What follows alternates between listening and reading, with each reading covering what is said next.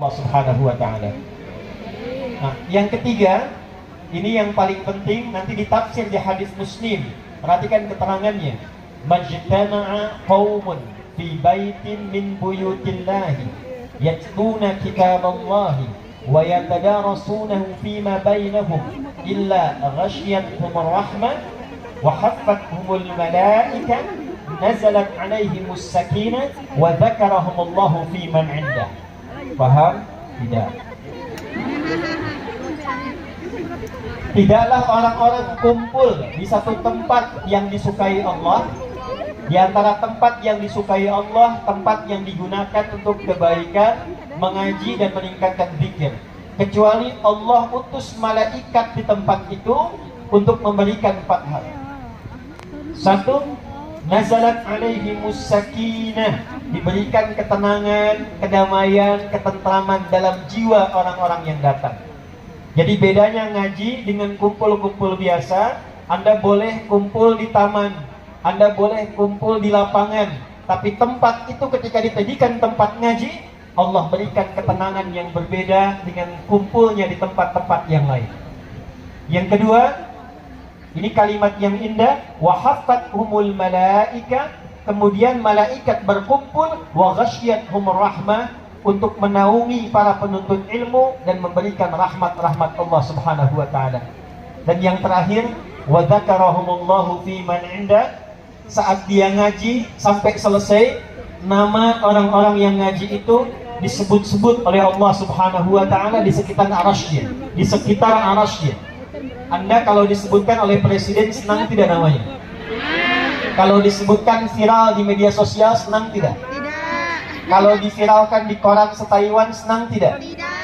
Sekarang nama kita insya Allah disebutkan oleh Allah di sekitaran arasy dari makhluk-makhluk terbaik yang ada yang pernah diciptakan sampai kita selesai menunaikan pengajian ini insya Allah. Nah, ini tidak cukup dengan amin, kita ngaji dulu. Baik, ini pembukaannya. Karena teman-teman sudah berjuang, maka hari ini saya tidak akan beretorika. Ini bukan pidato karena kita ngaji. Kita akan membahas 3 hadis saja. Nanti di akhir kita akan coba cek kembali apakah yang kita pelajari telah kita pahami atau belum. Hadis yang pertama. Hadis ini terdapat dalam Sahih Al-Bukhari, nomor hadis 7121. Ada juga di dalam Sahih Muslim, nomor hadis 157. Banyak tuh, ada 2. Satu lagi ada dalam Sahihnya Ibnu Hibban,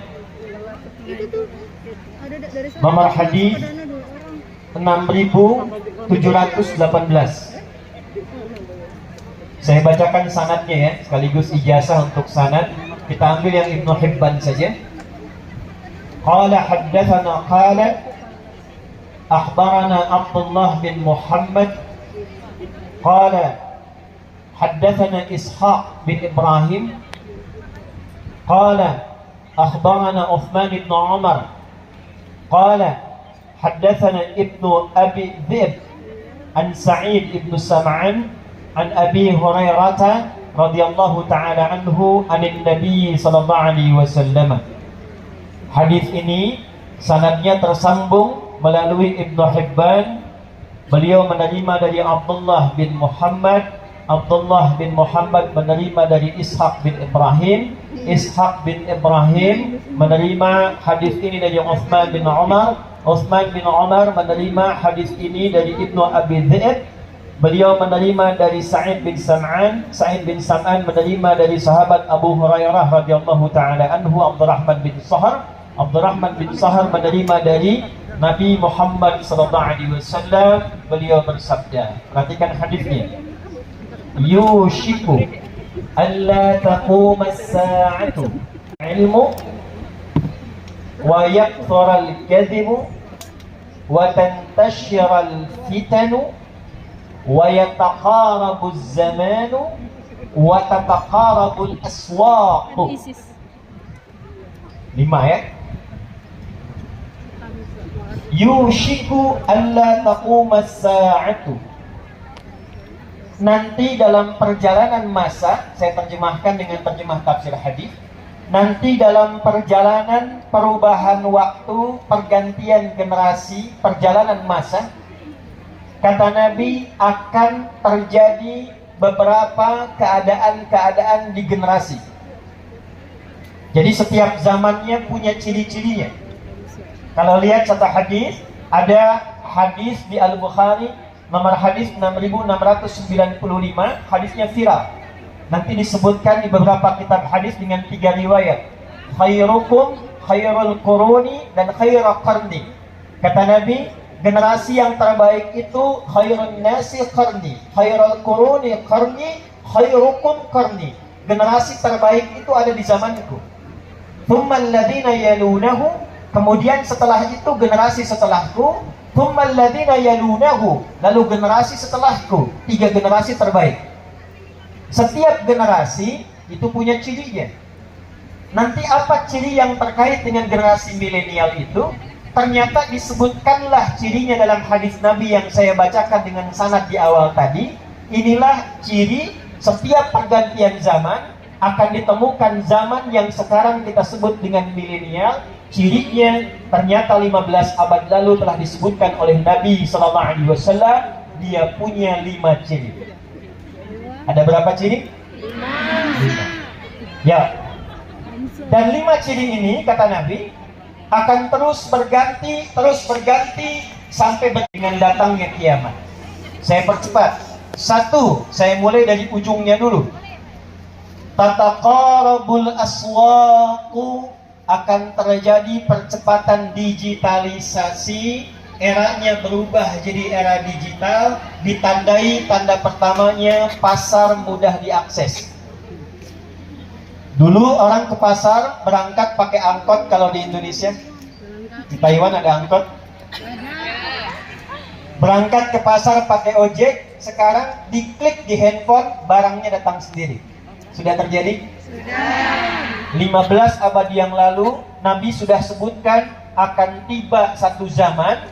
Di zaman itu beda dengan zaman sebelumnya. Kalau ke pasar berangkatnya manual, di zaman itu pasarnya semakin dekat, kata para ulama, itulah ciri di saat orang-orang yang hidup di zaman itu terjadi percepatan digital. Ini mustahil kalau bukan seorang nabi, seorang rasul.